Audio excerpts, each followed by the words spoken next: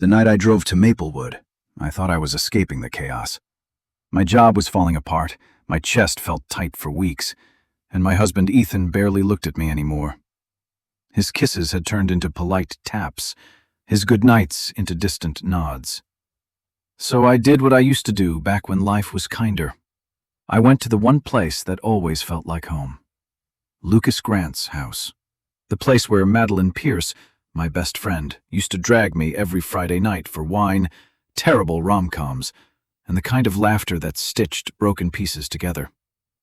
I just wanted peace. Just one night where I wasn't invisible.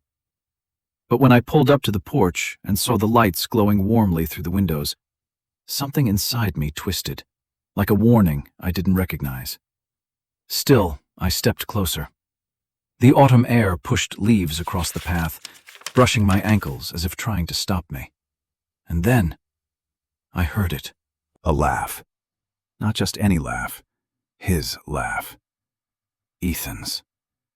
My breath hitched as I leaned toward the window. What I saw didn't just break me. It hollowed me out. There, at the dinner table lit by soft golden lamps, sat Ethan and Madeline, facing each other like a couple in a movie. A candle flickered between them. 2 wine glasses tapped. His smile, the one he stopped giving me months ago, was glowing on his face, directed at her. Madeline lifted her hand across the table, brushing Ethan's fingers. He didn't pull away. For a second, the world around me muted, the crickets, the traffic, even my heartbeat. It was like grief reached inside my chest and gripped everything with icy hands. I came here looking for comfort. Instead, I found the 2 people I trusted most, sharing a private happiness they never shared with me. I should have turned around. I should have walked away, but what I heard next froze me in place. "Just wait a little longer," Ethan said. "She still doesn't suspect a thing." For a long second, I couldn't move. My fingers dug into the wooden window frame, and my heartbeat slammed so loudly in my ears it drowned out everything else. Inside, Ethan lifted his wine glass, swirling it the way he used to when he wanted to impress clients. Madeline leaned forward, smiling in that soft, knowing way she once reserved only for me, when she swore she'd always have my back. The betrayal tasted metallic in my mouth. I tried stepping backward, but the porch creaked under my shoe. The sound cracked the moment open. Madeline's head snapped toward the window. Ethan turned, eyes narrowing, his relaxed expression collapsing into something sharp and alert. Our gazes collided. For the first time in months, Ethan looked directly at me, only this time, it wasn't with love. It was with fear. "Grace?" Madeline whispered, rising from her seat like a guilty child caught stealing. I forced myself to breathe, but my voice trembled. "How long?" Neither of them answered. The silence between us froze the night air solid. Ethan stood, straightening his shirt as if fixing fabric could fix the moment. "Grace, this isn't what it looks like." A hollow laugh escaped me. "Then tell me, what does it look like? Because from here, it looks like my husband and my best friend planned a romantic evening in the house I used to find peace in." Madeline stepped toward the door, panic flooding her eyes. "Please, Grace, just let us explain. It's complicated." "Complicated?" I repeated, swallowing hard. "You held me last month while I cried about Ethan growing distant, all while sleeping with him behind my back?" Her face crumpled. But Ethan, he didn't break. He didn't apologize. He didn't even look ashamed. Instead, he sighed, almost annoyed. "Grace, don't make this worse than it is. You were distracted. Work, stress, everything. I needed something different." Something inside me snapped so quietly I almost didn't notice. A soft, irreversible break. "I came here tonight," I whispered, "because I felt alone. And the 2 people I trusted most were sitting here building a life behind my back." My breath shook. The porch light flickered. The truth settled like ash. That was the moment I realized. This wasn't the end of something. It was the beginning of a war I never asked for, but one I would finish. I don't remember walking off the porch. One second I was staring into Ethan's cold, deliberate eyes, and the next I was stumbling down the steps, the night spinning around me like a broken carousel. My breath turned shallow, sharp, almost metallic. The air tasted like betrayal. "Grace, wait!" Madeline's voice cracked behind me. I didn't turn around. The gravel shifted under my shoes as I reached the edge of the driveway. My hands trembled, my vision blurred. I pressed my palm to my chest, trying to steady the ache spreading like wildfire. Footsteps followed, too heavy to be Madeline's. Ethan. "Don't walk away like this," he said, the slightest impatience cutting through his calm facade. "We need to talk." I spun around. For the first time in our marriage, I saw him the way strangers might. A handsome man with sharp edges and eyes that only softened when they wanted something. "Talk?" I repeated, my voice cracking. "You lied to me. You betrayed me. You used me. And you want to talk?" He exhaled. Not guilty, not ashamed, just inconvenienced. "You've been overwhelmed, Grace. You haven't been present. Things happen when people drift apart." My heart twisted. So cheating is something that just happens now? His jaw tightened, but he didn't deny it. That was the moment I realized Ethan would never give me closure. He didn't think he owed me any. Behind him, Madeline hovered at the porch like a ghost, arms wrapped around herself, makeup smudged, eyes red. For a brief second, I wondered if she actually regretted it.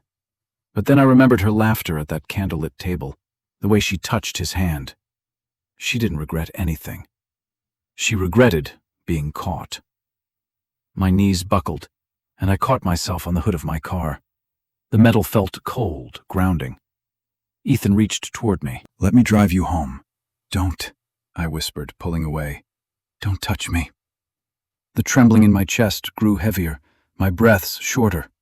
My legs weakened beneath me. "Grace?" Madeline's voice softened. But before either of them reached me, my vision went dark around the edges, and the last thing I felt was the pavement rushing toward me.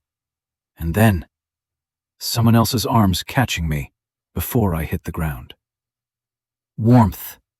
That was the first thing I felt, unexpected warmth, steady and grounding, cutting through the dizzying cold that had swallowed me whole. My eyes fluttered open, blurry at first, but slowly sharpening into a familiar face. Lucas Grant. His brows were tense, jaw clenched, eyes burning with concern I hadn't seen from anyone in months. "Easy, Grace," he murmured, stabilizing me as if I weighed nothing. "You're okay. I've got you." Behind him, Ethan took a step forward. She fainted. "I was about to—" "You were about to do nothing," Lucas snapped without even looking at him. His voice was low, controlled, but dangerous in a way I'd never heard before. "Back up, Ethan." Ethan froze, not from guilt, but from the realization that he suddenly wasn't the one in control. Lucas adjusted his grip under my shoulders. "Grace, can you hear me?" I nodded weakly. I'm fine, I just—" "No," he cut in gently. "You're not fine. And you don't have to pretend you are." His certainty unraveled something in me. Tears burned my eyes, spilling before I could stop them. From the porch, Madeline whispered, "Lucas, please. This isn't what it looks like." Lucas's laugh was hollow. "Really? Because it looks like you burned down the one person who ever defended you." Madeline's face crumbled.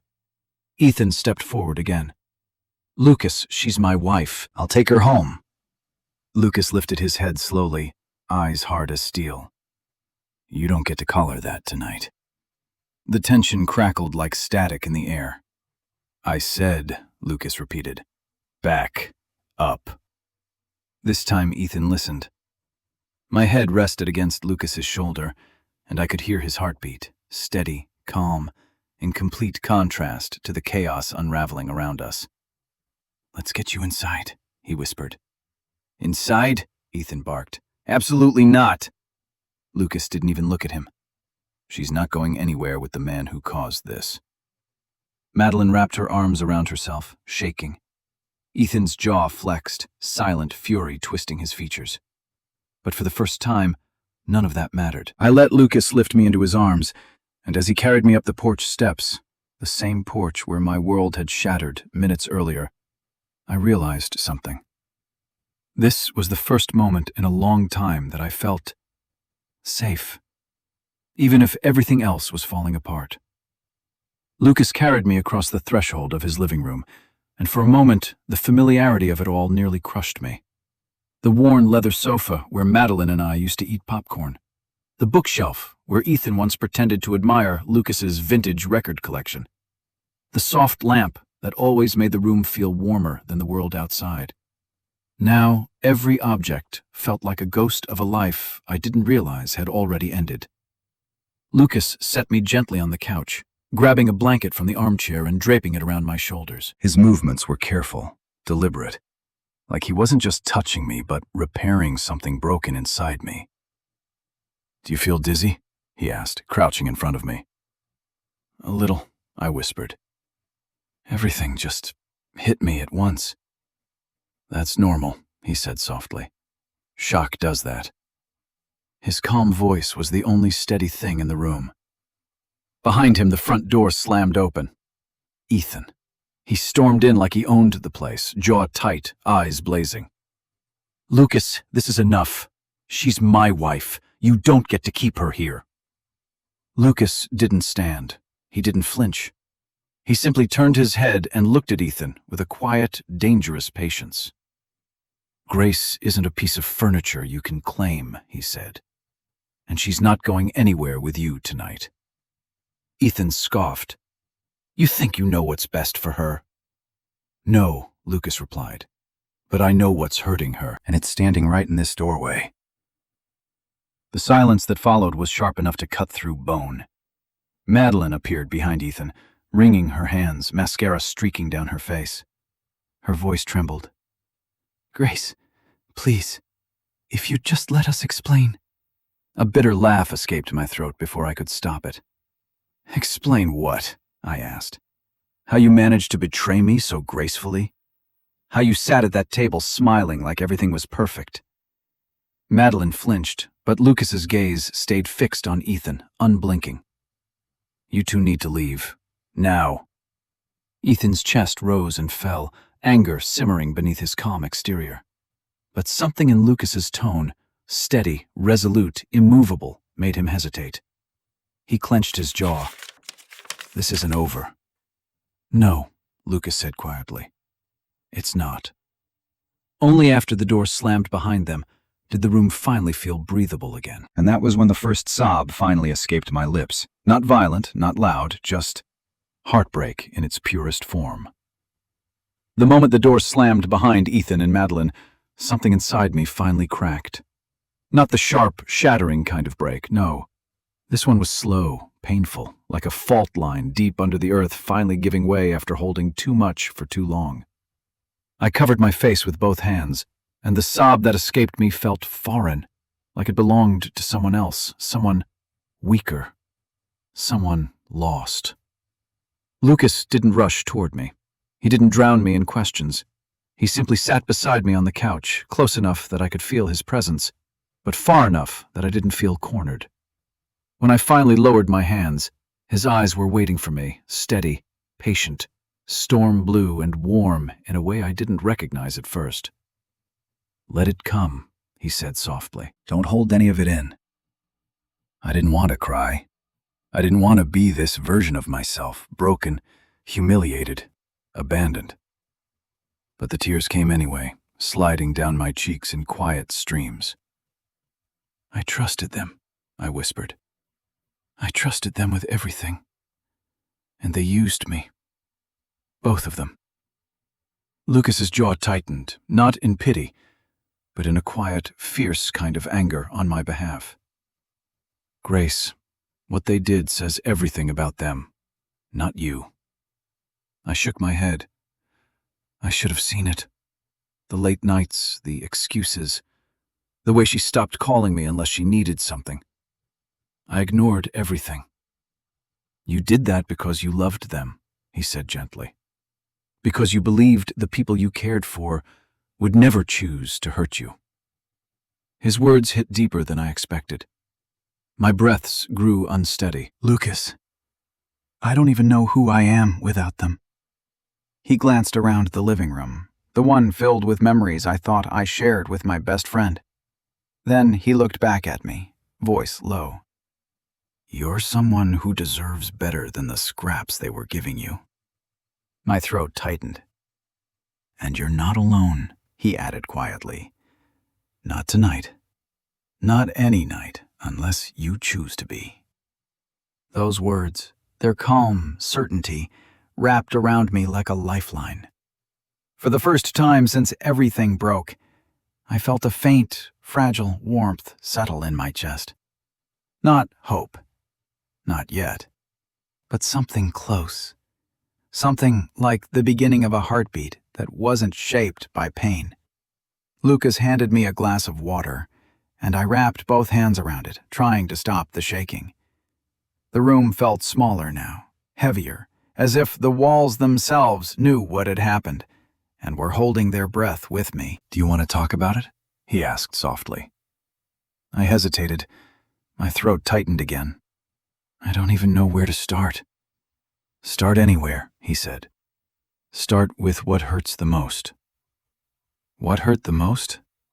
Everything. Every memory, every smile, every lie I didn't realize was a lie. I thought Madeline cared about me, I whispered. She was my anchor. After my mother died, she was the one who cooked for me, drove me to appointments, stayed up all night watching movies so I wouldn't cry alone. Lucas nodded, listening, not interrupting, not filling the space with empty comfort. And Ethan, I swallowed hard. He was my home. I built my whole life around him. I supported his ambitions, defended him, believed in him even when he didn't believe in himself. My voice cracked. How does someone do this to a person who loved them? Lucas's eyes softened. Grace, people like Ethan and Madeline don't love the way you do. They love convenience. They love adoration. They love being the center of someone else's world. But real love, your kind of love, requires honesty, responsibility, sacrifice. They don't have that in them. His words were a balm and a blade at the same time. I feel stupid, I whispered. You're not stupid, Lucas said firmly. You're trusting. And trust is never a flaw. I looked down at the water in my hands, noticing how the surface trembled with each uneven breath. Lucas hesitated for a moment, then asked quietly, Grace, has Ethan been different with money lately? With what he tells you, what he doesn't tell you? The question pierced me unexpectedly. Why would you ask that? He leaned back slightly. Because Madeline mentioned something a few months ago, something I didn't understand at the time. Something about Ethan using someone else's name for a temporary account. She brushed it off when I asked, said it was nothing.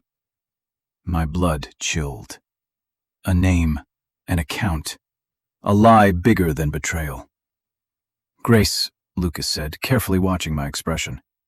Is there anything Ethan could be hiding that you don't know about? My fingers tightened around the glass. For the first time, I realized the affair might not be the worst part. Not even close. The living room felt colder after Lucas's question. So cold it felt like someone had cracked open a window. I pulled the blanket tighter around my shoulders, but the chill wasn't from the air. It was from recognition, from memory, from every small moment that suddenly made too much sense. Ethan has been different, I admitted slowly. He hides his phone now, deletes messages, changes passwords without telling me. My voice dropped. And he asked me to sign something a few months ago. He said it was for a routine investment. Lucas's expression shifted, barely, but enough. Did you read it? I skimmed it, I said, shame creeping into my chest. I trusted him. He exhaled softly. Not disappointed in me, disappointed in Ethan. Grace, he said carefully. Madeline mentioned that account in passing, like it was a private joke. She said Ethan called it his insurance plan. And when I asked who the account belonged to, she laughed and said, "Oh, someone who won't question anything." My stomach twisted. The room tilted. Insurance plan. Someone who won't question anything. My voice was barely a whisper. He used my name, didn't he? Lucas didn't speak right away. He didn't need to. The answer was in his eyes. My hands began to tremble again. "I don't know everything," he finally said. "But I know this. People don't hide money under someone else's name unless they're planning for something big. Or something bad." A sharp breath escaped me. So the affair wasn't enough. He had to drag me into something illegal? Lucas reached toward me but stopped just short, giving me the choice to accept comfort. "Grace," he said, voice low but steady, "you're in more danger than you think. Affairs, people come back from those. But financial fraud? That destroys people, especially the ones who didn't know they were being used." I pressed my fingertips to my temples. My thoughts were spinning. Months, maybe years of Ethan's lies, collapsing together like a row of dominoes. "He wanted me out of the way," I whispered. "The distance, the coldness. It wasn't a marriage falling apart. It was strategy." Lucas swallowed hard. "You need to protect yourself now. Really protect yourself." A quiet knock suddenly echoed from the front door. We both froze. "Who would come back here now?" I whispered. Lucas stood, tension flooding his posture. He moved toward the door, and when he opened it, both of us inhaled sharply. It wasn't Ethan. It wasn't Madeline. It was someone neither of us expected. Someone holding an envelope with my name on it. The man standing at the door wasn't someone I recognized. Mid-40s, dressed in a charcoal suit that didn't belong in a quiet neighborhood like Maplewood. His expression was unreadable, professional, almost cold, but his eyes lingered on me with something that felt uncomfortably like sympathy. "Grace Sullivan?" he asked. Lucas stepped between us slightly. "Who's asking?" The man held up a leather badge wallet. "Daniel Mercer, private investigator." My breath hitched. A private investigator? For me? He extended the envelope. "This is for Ms. Sullivan. It concerns activity connected to Ethan Sullivan. I was hired months ago, but, well, things have developed faster than we expected." Faster than we expected? My stomach tightened. Lucas accepted the envelope for me, his posture protective. "Who hired you?" Mercer paused. "Your husband's business partner." I blinked. "Ethan didn't have a partner. He works alone." Mercer shook his head slowly. "Not anymore. And the partner discovered financial discrepancies tied directly to your name. He wanted to warn you before things escalated." The room spun again, not with grief this time, but fear. "I'm not involved in anything illegal," I said quickly, voice cracking. "I didn't sign anything that—" Mercer lifted a hand. "Ms. Sullivan, I know you didn't. That's why I'm here." My throat tightened. "What's inside the envelope?" His expression softened just a fraction. "Enough to prove you're being set up, and enough to destroy Ethan if it gets out." My pulse thudded in my ears. Lucas guided me back to the couch before my legs gave out. I opened the envelope with shaking fingers. Inside were printed bank statements, accounts I'd never seen before, in my name, containing money I'd never touched. Tens of thousands, maybe more. And then, a single photo slipped out. A photo of Ethan and Madeline entering a downtown office building, Ethan holding a folder I instantly recognized. The one he'd asked me to sign for tax purposes. A chill slid down my spine. Mercer spoke quietly. "Ms. Sullivan, Your husband is moving assets, building a case that everything he owns and everything tied to your name is community property. He's preparing for divorce, and he's preparing to blame you for the fraud." The room went silent. Lucas's hand closed into a fist. But me? Something inside me finally stopped breaking and started hardening. I stared at the bank statements spread across Lucas's coffee table, each one a blow to the life I thought I had. Every line, every transfer, every forged signature. My name sat at the top of each document like a brand, one Ethan had stamped on me without hesitation. Lucas paced the room, jaw clenched so tight I could see the muscle twitching. "He didn't just betray you emotionally, Grace," he said quietly. "He endangered you, legally, financially, everything." My head was spinning, but a numbness had begun settling into my bones, cold, heavy, strangely stabilizing. "This whole time," I whispered, "while I thought our marriage was falling apart, he was building a case to destroy me."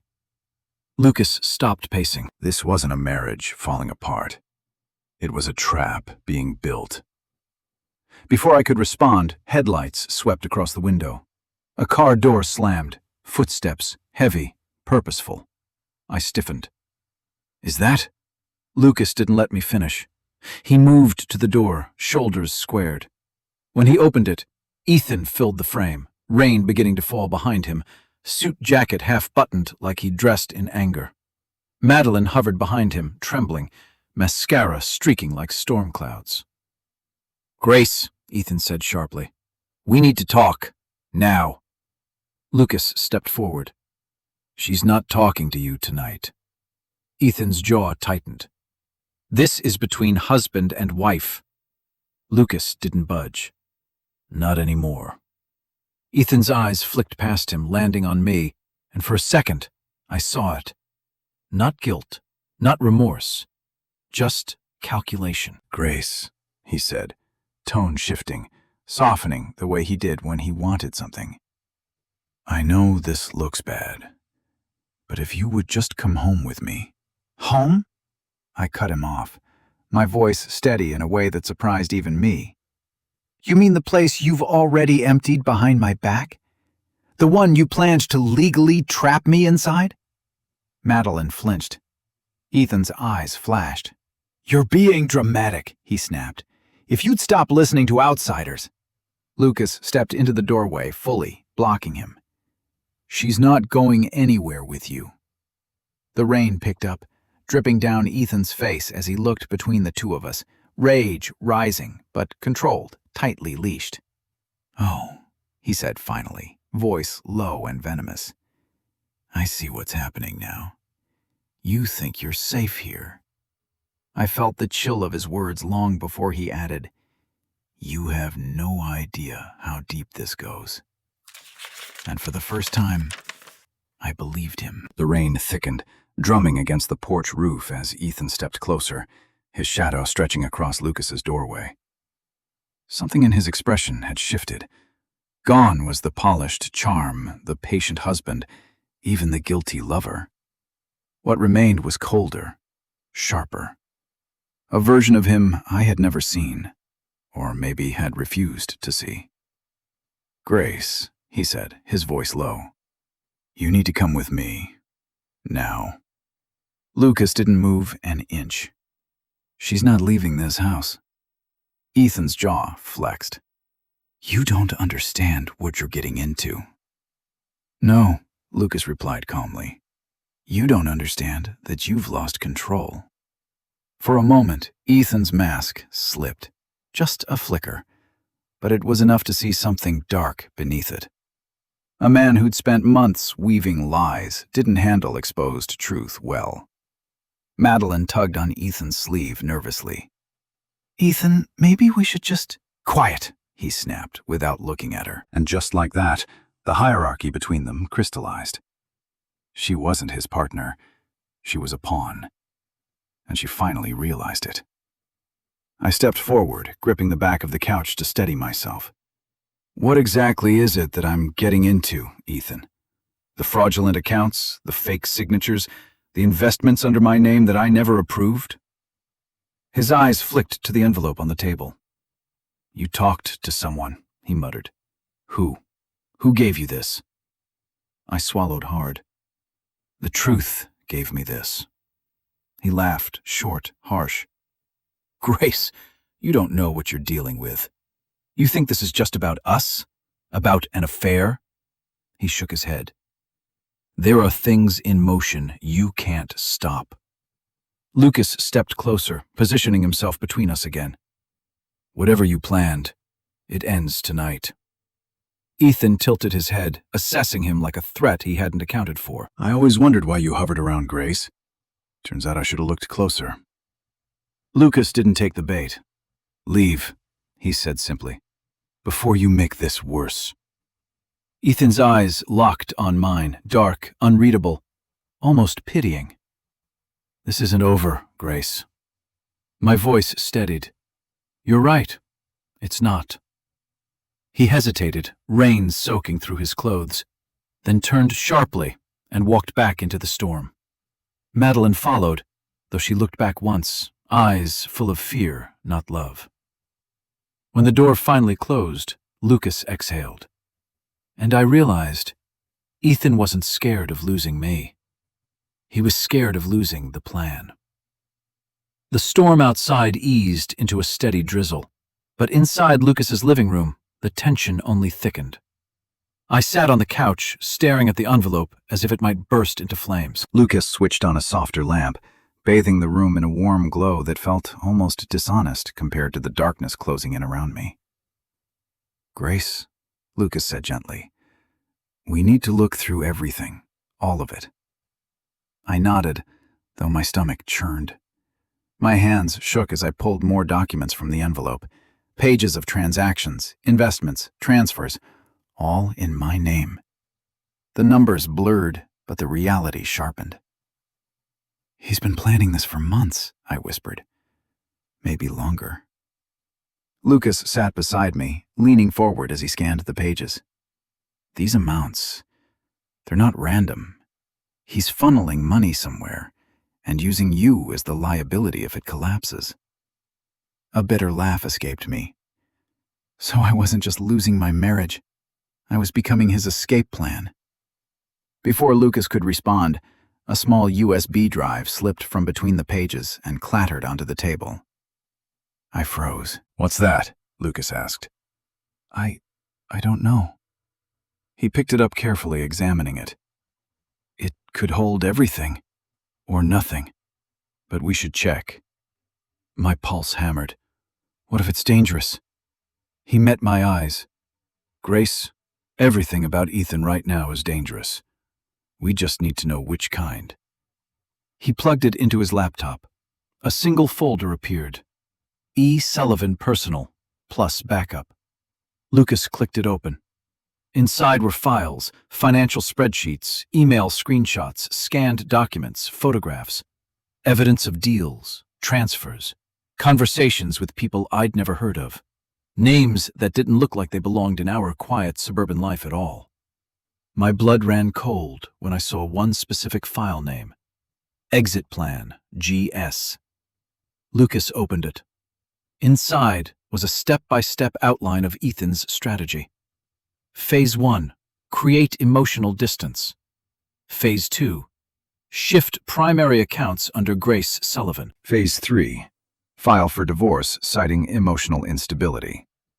Phase 4, transfer assets offshore.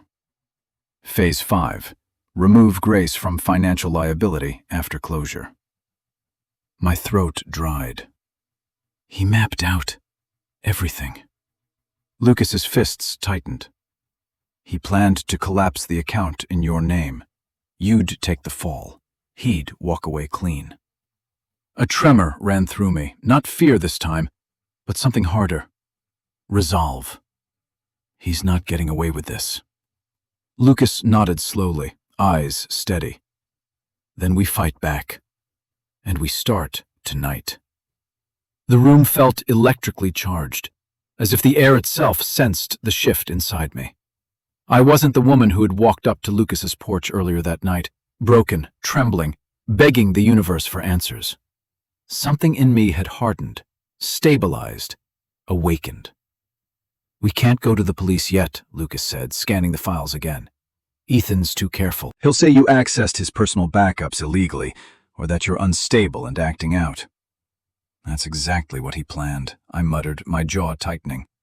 Every step, he tried to break my credibility before breaking my life. Lucas looked at me, really looked at me, and something like respect flickered in his eyes. "Then we find someone he can't manipulate." I frowned. "Who?" "A lawyer who specializes in financial crimes," he said. "And not just any lawyer, someone who's seen men like Ethan before. Someone who won't blink." The idea both terrified and steadied me. "We need more than a lawyer," I whispered. "We need evidence that proves he intended to frame me. Something he can't talk his way out of." Lucas nodded slowly. "That means we need access to his other devices, his office, maybe even his safe." The word safe punched the air from my lungs. Ethan had a safe, a hidden one I wasn't supposed to know existed. "He keeps documents in the safe," I said. "Contracts, copies of investments, things he said were too sensitive for our shared files." Lucas's brows lifted. "Grace, if we get into that safe, we'll know everything," I finished. But fear gripped me again. "He'll notice if we try." Lucas shook his head. "Not if we're smart about it. Ethan thinks he's ahead of you. He won't suspect you're already 3 steps behind him." I swallowed. "We?" He gave a small, firm nod. "You're not doing this alone, not anymore." A knock of thunder rolled outside, vibrating the windows. It sounded like the universe agreeing. I stood, legs still shaky but steadier than before. "Then we start tonight, before he moves anything else, before he destroys me on paper, the way he already tried to in person." Lucas grabbed his jacket. "You lead the way. You know where he hides the truth." My heart pounded, not with fear, but with clarity. For the first time, I wasn't running from Ethan. I was hunting him. The drive to my house felt unreal, like I was floating outside my own life, watching a version of myself make decisions I never imagined facing. The streetlights flickered across the windshield, and each passing glow tightened the knot in my stomach. Lucas parked a block away, just in case Ethan was watching. The night was eerily quiet, the rain now reduced to a mist that clung to our hair and clothes. "Are you sure you're ready?" Lucas asked, his voice low but steady. I swallowed hard. "I have to be. This is the only way." We approached the house, the one Ethan and I once picked out together, dreaming of futures that now felt like lies carved into brick. The porch light was still on, the same soft glow I used to love. Now it felt sinister, like an eye watching us. Lucas glanced around. "Where's the safe?" "In the office, behind the framed landscape painting he claims his aunt gave him. He lied about that, too." A ghost of a smile crossed Lucas's face. "Of course he did." Inside, the house smelled the same, cedarwood candles and Ethan's cologne. But it felt foreign, colder than Lucas's home ever did. My steps echoed as if even the floorboards knew I didn't belong here anymore. We reached the office. My pulse hammered. That painting stared back at me like it knew exactly what was about to happen. Lucas carefully lifted it. Behind it, just as I remembered, was the safe embedded into the wall. "Combination," he whispered. My throat tightened. "I don't know it. Ethan always said it was for work files only." Lucas crouched, examining the keypad. "I can try to crack it, but it'll take time." Time, the one thing Ethan had taken from me over and over again. I paced, heart racing. "What if he comes back?" "He won't," Lucas said firmly. "Not tonight." But before I could answer, a soft sound echoed down the hallway.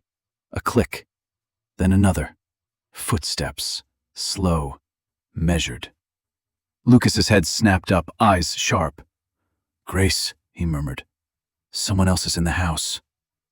My breath froze. Not Ethan. Not Madeline. A silhouette appeared at the end of the hallway, and the voice that followed turned my blood to ice. I thought you'd come back here, Grace. The silhouette stepped forward, and for a moment my brain couldn't process what my eyes were seeing. It wasn't Ethan. It wasn't Madeline. It was Ethan's older brother, Caleb Sullivan, a man who had vanished from our lives years ago, a ghost in Ethan's stories, always described as the unstable one who caused nothing but trouble. I had only met him twice, both times brief, both times feeling something quietly unsettling beneath his polite smile. Now, standing in my hallway with rain dripping from his jacket, he looked nothing like a ghost. Caleb? My voice cracked. He tilted his head slightly. Grace, you look surprised. Ethan didn't tell you we'd been in touch again? Lucas stepped instinctively in front of me, posture shifting into protective tension. What are you doing here? Caleb's eyes slid to him, a smirk tugging at the corner of his mouth. Relax, hero. I'm not here to hurt anyone. That wasn't reassuring, not even close. Caleb walked slowly into the office, eyes scanning the room until they landed on the open wall where the safe waited. Trying to get into my brother's secrets, he murmured. Smart. Lucas didn't move. Why are you here, Caleb? Caleb shrugged. Let's just say Ethan's been sloppy. Sloppy enough that even I started to see cracks. When a man like Ethan starts moving money, lying to partners, cheating on his wife, well, it usually ends with somebody going to prison. And it's rarely the man who deserves it. A chill ran down my spine. You knew? Not everything. He paused, studying me. But enough to know Ethan was building something crooked. I thought he'd drag me into it. Turns out he picked you instead. The room felt smaller, tighter, dangerous. Caleb stepped closer, not threatening, but deliberate. I'm here to warn you, Grace. Ethan's planning to disappear, with Madeline, with whatever money he hasn't funneled through you yet. My breath hitched. Disappear? Caleb nodded. Offshore accounts, fake IDs, new location. He's been preparing for months. And the moment he's gone, the authorities will come knocking, right at your door. Lucas swore under his breath. Caleb lowered his voice. You don't have much time. If you want to save yourself, you need what's in that safe. He glanced at the keypad. Lucky for you, he said, smiling faintly. I know the combination. Caleb's fingers hovered over the keypad like he'd been waiting years for this moment. The beeping sounded unnaturally loud in the quiet office, each tone pulsing through my chest. Lucas stood beside me, tense and ready, while I tried to steady my breathing. How do you know the combination? I asked. Caleb didn't look up. Ethan stole it from our father's old safe. And my father trusted me more than he ever trusted Ethan. A final beep. A click. The safe unlocked. My pulse slammed in my throat. Caleb stepped back. Go ahead, Grace. This is your life he stuffed in there. You deserve to see it first. With trembling hands, I pulled open the heavy door. Inside were folders, neatly labeled, arranged with chilling precision, like Ethan had been organizing the destruction of my life between morning coffee and conference calls. Lucas reached for the first file, but I stopped him. No, I need to see this myself. The first folder held bank transfers that didn't appear in the earlier documents. Larger amounts, foreign banks, shell corporations. More proof that Ethan intended to pin an entire financial scheme on me. The second folder contained printed emails, dozens of them. Conversations between Ethan and Madeline coordinating accounts, transactions, and plans. Plans about me. I read one line and felt the room tilt. Once she's unstable enough, the court won't question anything. We'll be gone before she realizes the accounts are closing. I swallowed bile. Caleb murmured, I told you he was planning to disappear. Lucas's fists tightened, but it was the third folder that shattered the last piece of denial inside me. It wasn't financial paperwork. It was a divorce petition, already drafted, already notarized, already signed by Ethan. Filed for emotional instability and financial recklessness, with my signature forged at the bottom. A tremor ran through my entire body. He was going to make me look mentally unfit, then leave me with the blame. Lucas knelt in front of me, eyes fierce. This is enough to bring him down, Grace. This is ironclad. He can't talk his way out of this. Caleb nodded. But you need more than evidence. You need timing. And allies. I looked at them, one man who had broken my heart tonight by showing me the truth, and another who had caught me before I fell. What do we do now? I whispered. Lucas stood, voice steady. Now, he said, we build your case before Ethan builds the rest of his. The safe's contents lay scattered across Ethan's pristine office. Papers, forged signatures, offshore transfers, and the divorce petition he never intended for me to see. I stared at it all, my heartbeat steadying into something sharper, stronger.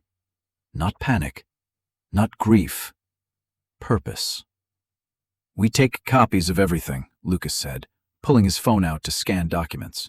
Multiple backups, cloud storage, hard drives. Ethan can't erase what we know. Caleb nodded. And you need a lawyer, immediately. Someone who deals with financial crimes and fraudulent divorces. Ethan will move fast once he realizes his safe has been opened. A cold grip clutched my spine. We have to leave before he comes back. We will, Lucas said. Just get what you need. I opened a drawer Ethan always kept locked. Inside were more fragments of the man I thought I knew. Confirmation letters from foreign accounts, burner phones, even receipts for hotel rooms I was never told about. One stood out. A reservation for 2, made 3 months ago, under a fake name. Madeline had signed for the room. My jaw clenched. He and Madeline planned this long before our marriage even cracked. Caleb gave a humorless laugh. Madeline's just his distraction. She thinks she's the prize, but she's just step 1. Ethan doesn't love her. He barely respects her. I looked up sharply. So what's step 2? Caleb's expression darkened. Leaving the country. With whatever money he stole, with or without Madeline. Lucas froze mid-scan. Grace, you need to understand something. Ethan wasn't just abandoning you. He was erasing you. The words settled over me like ice. Erasing me. Piece by piece. Lie by lie. I closed the drawer slowly. Not anymore. Just then, headlights flashed across the front window, sweeping through the blinds like a warning. A car door slammed, hard. Lucas stiffened. Someone's here. My breath caught. Ethan? No, Caleb said, peering out the window. It's not his car. Fear coiled in my chest. Then who? Before I could finish, a loud, sharp knock hit the front door, 3 times, urgent, forceful. Lucas grabbed my wrist and pulled me toward the hallway. Caleb whispered, "We're too late."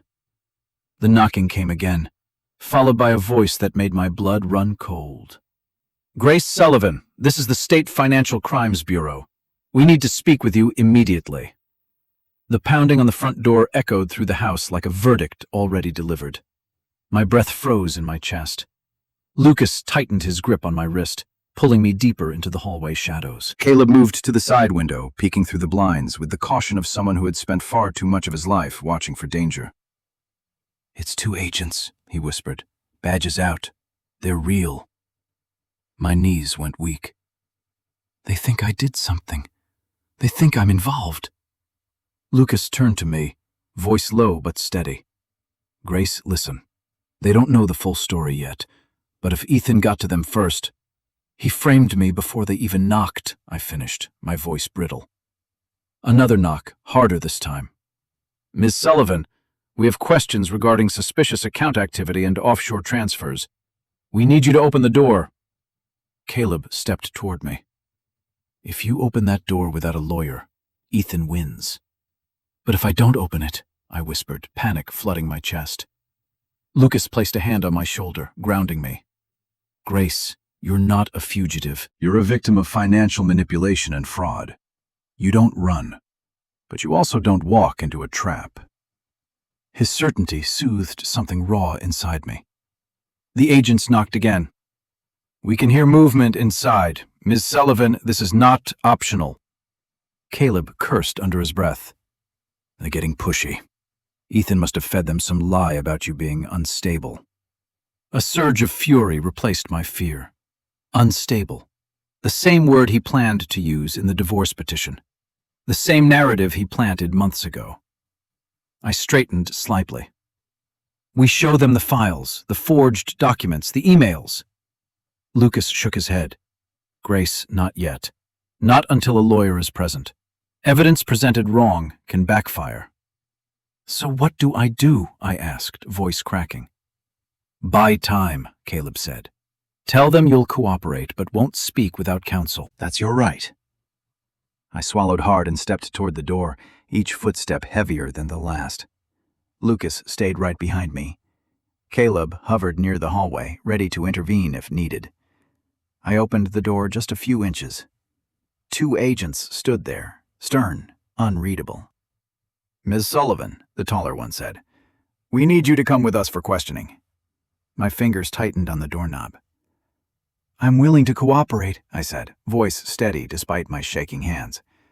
"But I will not answer a single question without my attorney present." The agents exchanged a look. Then the taller one said, "Your husband already warned us you'd say that." For a heartbeat, everything inside me went silent.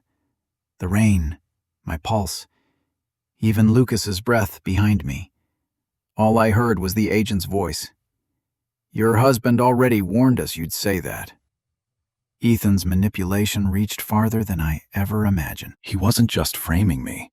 He had crafted an entire narrative in advance, planting seeds of doubt with law enforcement before I even knew there was a storm coming. The agent shifted, hand near his belt, not threatening but authoritative. "Miss Sullivan, we need you to come with us. Now." Lucas stepped forward, voice firm. "She is not obligated to answer anything without counsel. And she's certainly not going anywhere without a formal warrant." The shorter agent pulled out a folder. "We have grounds to request immediate questioning. This is a courtesy." Courtesy. The word tasted like poison. Caleb emerged from the hallway, his presence sharp as a blade. "If you had actual grounds, you'd already have a warrant." He crossed his arms. "My brother lied, and you two walked right into it." The taller agent stiffened. "This isn't the place to debate it." "No," Lucas said, stepping fully into the doorway. "But it is the place to correct it, because Grace is being hunted by the man who set her up." I steadied my breath and finally spoke. "Agents, if Ethan said I was unstable, if he told you I was emotionally compromised, manipulated, or dangerous, he did it because he needed a scapegoat.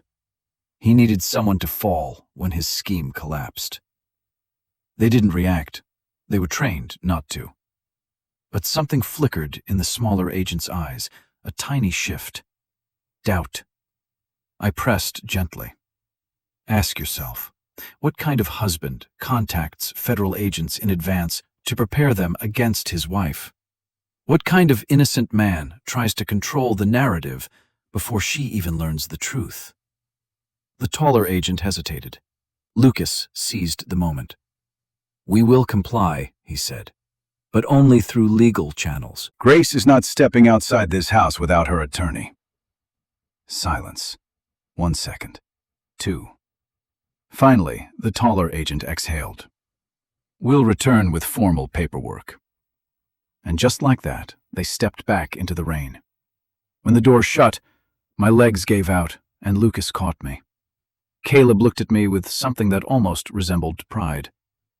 "You handled that better than Ethan expected." but inside, a storm churned. If the Bureau was already involved, Ethan was running out of time. But so was I. The morning of the hearing arrived with a strange calm, the kind that settles over a battlefield right before the first charge. My lawyer, a sharp, unshakable woman named Evelyn Crow, walked beside me into the State Financial Crimes Bureau. Lucas and Caleb followed close behind, silent pillars of support. Ethan was already there. He looked polished, confident, dressed in a perfectly tailored suit, as if he expected applause instead of indictment. Madeline stood beside him, pale and trembling, mascara smudged like the night everything fell apart. When he saw me, Ethan's lips curled into a familiar, condescending smile. "Grace," he said softly, "we can still fix—" "Sit down," Evelyn cut in, stepping between us. "The show is over." We entered the hearing room. 2 agents sat across the table, the same ones from the night before. This time, their expressions were sharper, less certain, less controlled. Evelyn placed 3 thick binders on the table. "This," she said, "is proof my client was targeted, manipulated, and betrayed by her husband. These are forged signatures, shell companies, offshore transfers, fraudulent investments." And finally, she paused, letting the weight settle. "A divorce petition, prepared months before any supposed instability." She slid the petition forward. The room went silent. Ethan's face drained of color. The smaller agent cleared his throat. "Mr. Sullivan, is this your signature?" Ethan hesitated. Too long, far too long. Then the taller agent spoke. "We also reviewed the files on the USB, including the exit plan.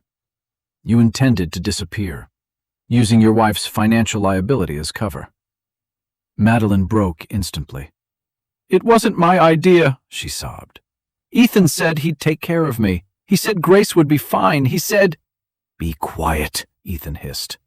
But it was too late. The truth spilled like gasoline across the room. The agents stood. "Ethan Sullivan, you are under investigation for financial fraud, identity falsification, and premeditated liability diversion. "You will remain for questioning." Ethan lunged toward me, rage twisting his face. "You ruined everything." But for the first time, I wasn't afraid. I stood taller. "No," I said quietly. "You ruined yourself." Lucas stepped between us as agents restrained him. Caleb shook his head, almost pitying. Madeline collapsed into her chair. When Ethan was escorted out, the room exhaled. Evelyn smiled softly at me. "You're free now, Grace." And for the first time in years, I felt it. Truly felt it. Free. Lucas touched my hand gently. "Ready for your new life?" I looked at him, really looked. "Yes," I whispered. "I think I finally am." So, that's where our story closes tonight. And if you're still here, listening until this very moment, then something in Grace's journey must have touched a part of your heart, too.